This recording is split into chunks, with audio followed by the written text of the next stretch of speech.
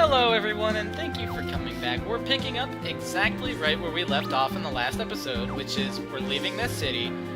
Rosa now has desert fever because she got stuck in the desert, and we're trying to find a pearl in order to ease the fever and prevent her from meeting a horrible, painful, fever-induced death. So we are now going to travel north to a cave that is there, and that will actually take us north into the remainder of the Damsian region and to the Damsian capital, where the next bit of plot will develop from that as well. And you can actually see right there, it actually looked like Rydia's mana pool did a little bit, or her blizzard, I'm sorry, did a bit more damage than it did previously. I thought it only did 50-something in the last encounter, so it is possible that direct levels themselves actually play a role in the damage formula like they do in Persona, like the level value itself is in the damage formula. I'll need to actually look into that a little bit. I might do some research after this episode, just to make sure on that. I never actually researched whether or not stamina is a good stat, by the way, so I do apologize for that. I'll let you guys down on that. I'm basically recording this immediately after the end of the last episode, so my apologies if this does seem a little bit rushed as a result, because I haven't really done anything in between episodes, so my apologies for that. But we're going to move on with life, and everything should still be just fine. The only thing that's actually a big problem now is the fact that we're now facing tiny mages, and tiny mages are absolutely terrifying in the fact that Rydia is now dead. So that's not optimal. I may actually run back to town and just patch up before going back into this town, before going back into this cave. Just, we hit a really bad spot of RNG there, by the way. We got very unlucky in the fact that Rydia was paralyzed and was no longer able to defend herself. That, or, you know what? I think I thought I had a Phoenix down, but I guess not. Anyway, so I guess we don't have a choice anymore. We're gonna go back out of this cave, we're gonna go back into town, and we are going to pick up Rydia, and then we're gonna come back. And I'm actually gonna run from encounters in between then and now, because Rydia desperately needs level ups, and I don't feel super great about having Cecil fight on his own. Just because he's going to take a lot more damage as a result of there only being one body to target. And he's also going to be leaving Rydia behind in terms of EXP, which she badly needs. So we're actually going to run away, even though I literally in the last episode went on a huge long tangent about how I wasn't going to be running away from any encounters, but that only marks one. So if you want to keep like a tracker or something of ran away from encounters, we're at 1 now. So we'll see. But back to the inn. I know this is probably very boring considering this is literally how we ended the last episode, but we did get a little bit of a bad spurt of RNG there, and Rydia got paralyzed along with just getting literally lambasted by like every spell. It was actually kind of insane how fast she got focus fired down, but rest assured that's not going to be a problem for much longer for a variety of reasons. Not only is Rydia's health pool going to be growing as she gets more levels, obviously, but we will also be getting a very powerful ally in the near future that will allow us to basically one-shot every encounter that we come across. From that point on, for the entirety of the Damsian cave in which we're about to travel. So that will, the character we're about to get is basically going to act as a stopgap in between the time in which Rydia becomes, pardon me, I'm sorry. During the times in which we are at right now, where Rydia is not super powerful, but she is going to eventually scale up and become a lot stronger. So, we have a character who will definitely make that easier. Ow! That hurt! I guess that's what I get for trying to hit above my weight class. This episode is turning into a disaster. I wonder if we can even win.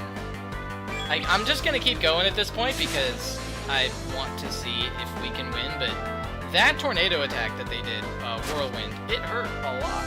And the reason why I'm not using Darkness on Cecil is because he probably would have already died if I had put him in Darkness mode, so like, the damage that he takes while he's using Darkness is not insubstantial at all. Oh my god.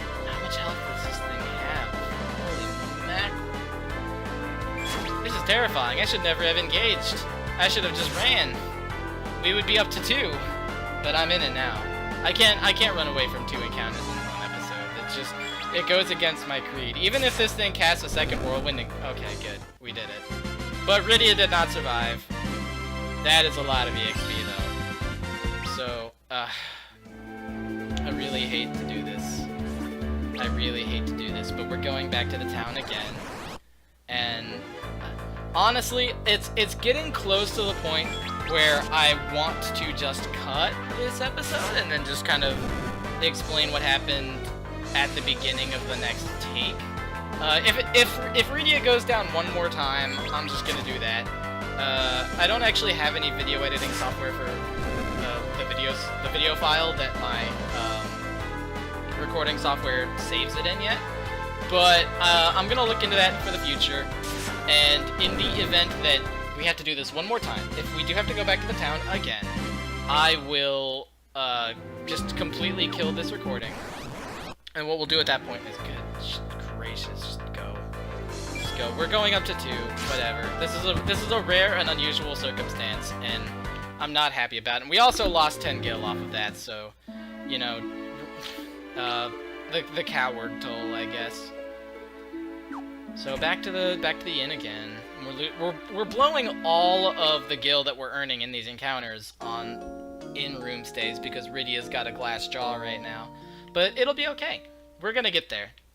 She only, let's see, she got hit for like 160 something, so she does need about 40 more health before she can reliably survive 1 whirlwind.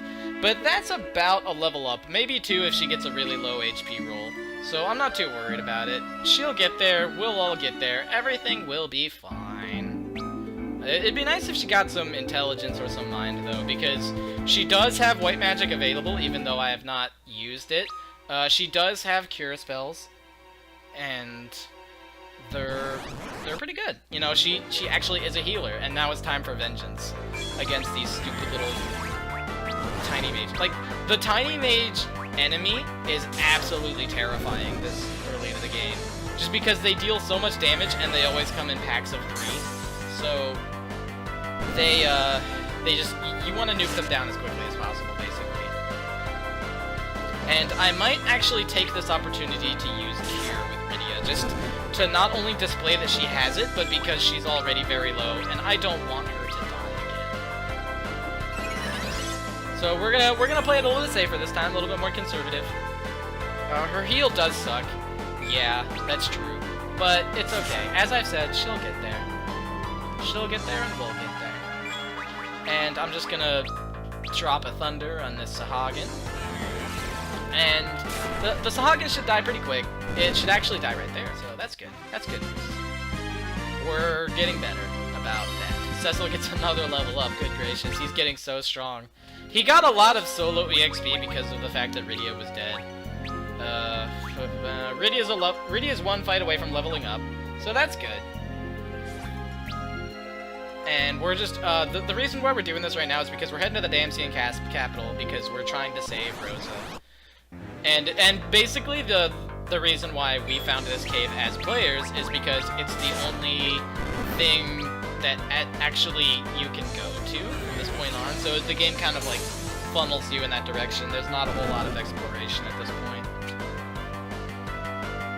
So we're gonna keep on doing these encounters, and we're gonna keep on playing it safe, and as long as we don't get chain CC'd by tiny mages, Rydia should have no trouble surviving the relatively rocky early game that we've been going through thus far. Like, it had some really bad rolls, honestly.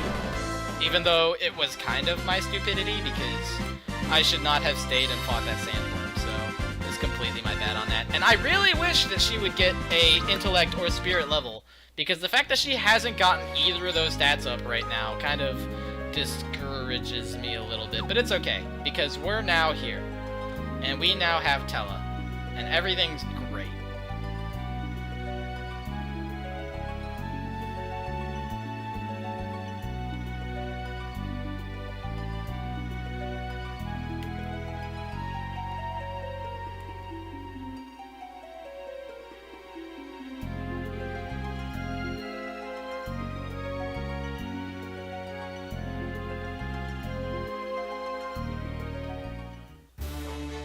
Okay, so as I said, we have Tella now, so everything is awesome.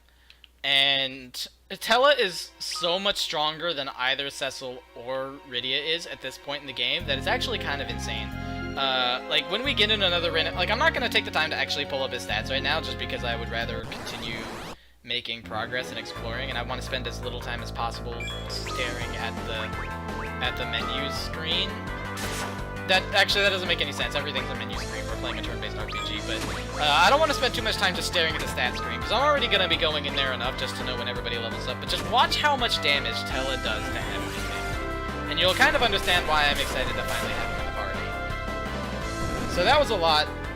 Not like a earth-shattering amount, but considering the fact that I used the target all feature to significantly lower the damage that was dealt in order to make that ability an AoE, that was a lot. That was very much damage. It was great damage. So I'm gonna try this. We're gonna use Chocobo, and I guess you can't use target all on that. So we're mostly just kind of doing that to basically for the sake of it being an exhibition. And Rydia, please.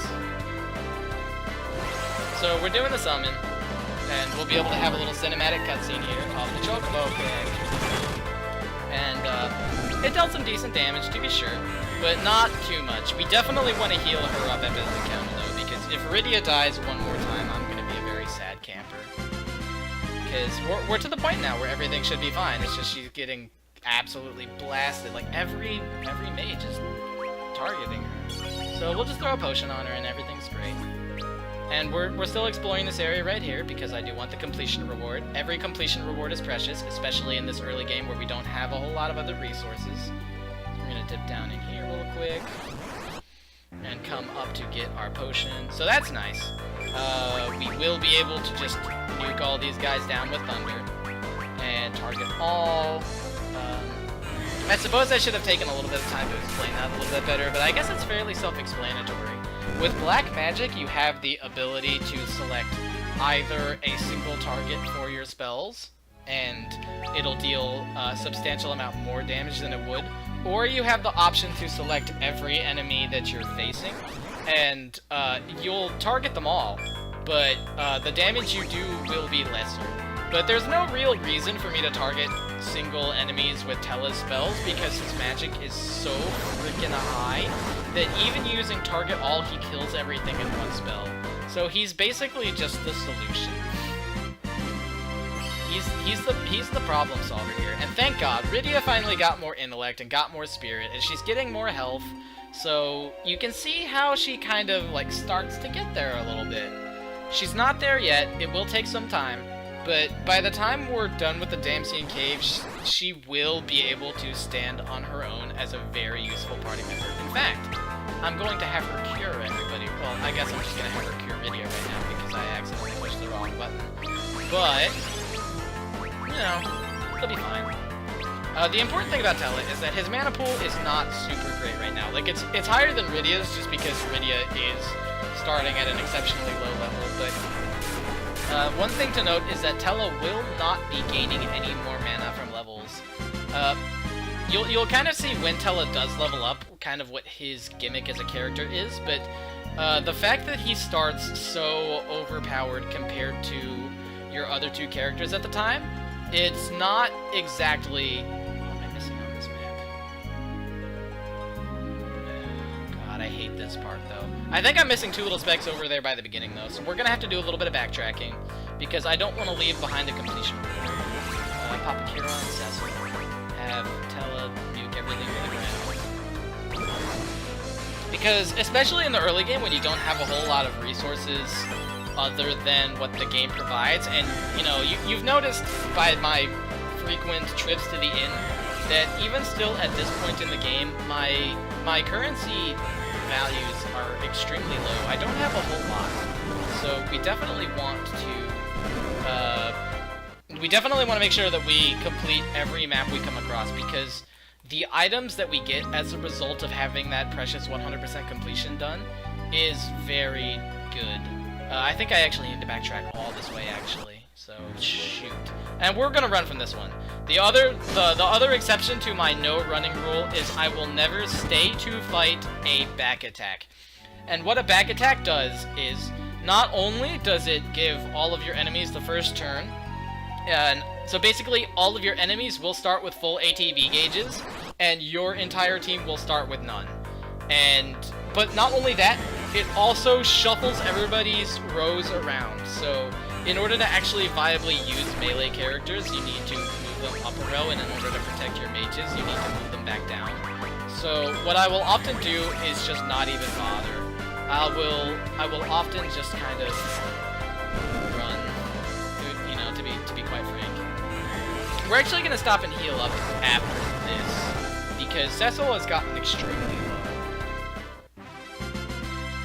So yeah, because when you get attacked like that, and good level up from Vidya, she's getting a lot of very good stats now.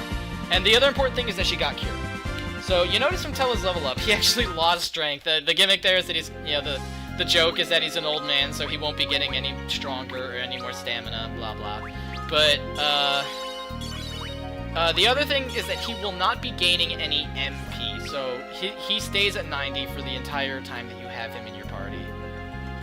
So where's my other 1% at? Is it up at the exit?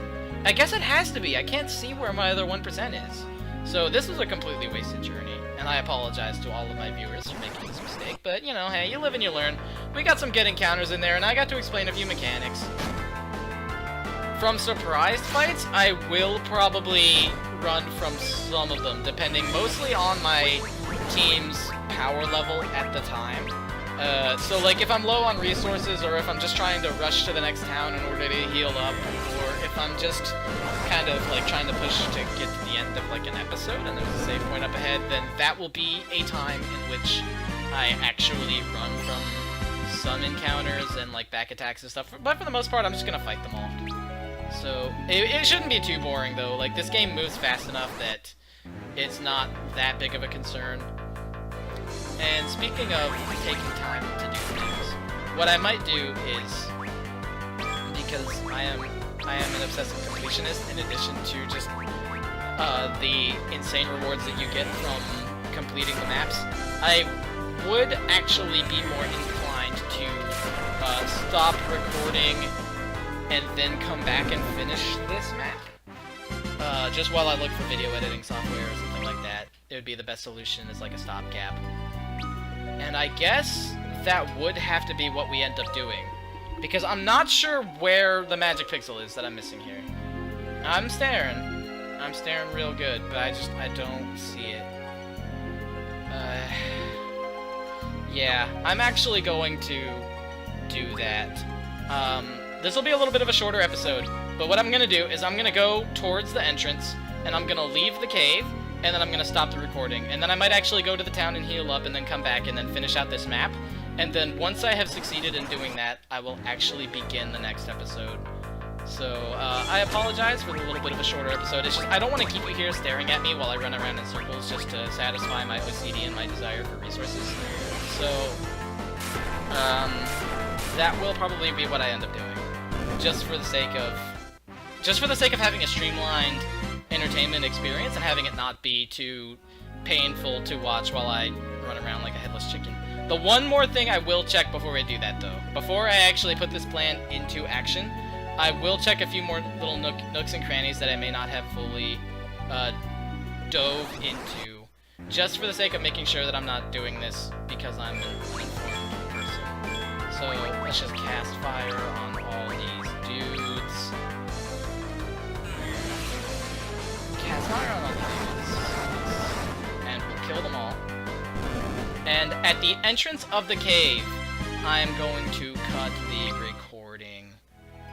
So let's do that. There might be another encounter or two, depending on how the game's feeling at the time. Oh, yep, exactly one more encounter, so there you go. So that won't be too bad, though. The important thing is that you don't really want to skip encounters, just because of the fact that when you start skipping a whole lot of encounters, your general power level drops a lot. Because level ups are very substantial in this game in the amount of stats that they give you compared to where you were at before. So ensuring that you get level ups timely is nice. So, we're now actually at a lot more gold, by the way. So, I'm gonna save right here.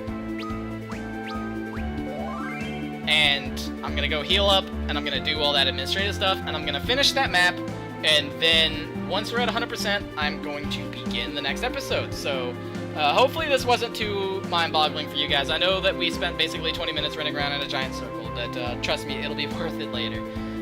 Thank you so much for watching, and I will see you guys in the next episode.